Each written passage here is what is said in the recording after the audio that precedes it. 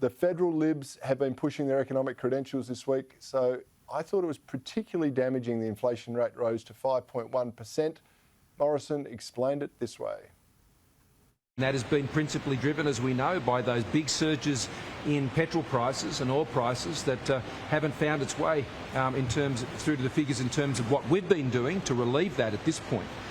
But that is occurring as a result of forces we're seeing far away from here, and I think Australians understand the impact of that. Jenna, I thought I caught a glimpse of a hangdog expression or a bit of panic in both Morrison and Frydenberg this week, particularly when confronted by the inflation figures and the potential interest rate rise. Did you get that sense? Absolutely, and I think, look, I think they were very quick to come out to say, look, the RBA are very different to, very separate to the government, just in case anyone didn't understand that yet.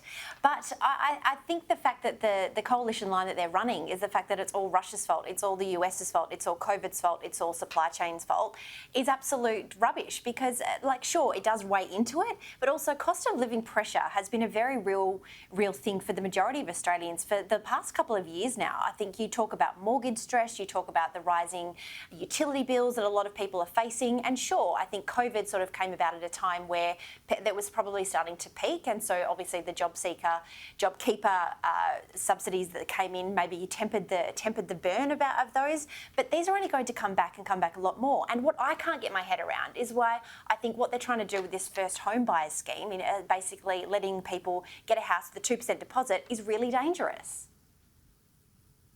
Of course it's dangerous, particularly if you can't save and interest rates rise. They could be 5% before you know it, and that's going to do a lot of people a lot of damage. And I got to say, it was all eminently predictable. Stagflation was forecast a couple of years ago.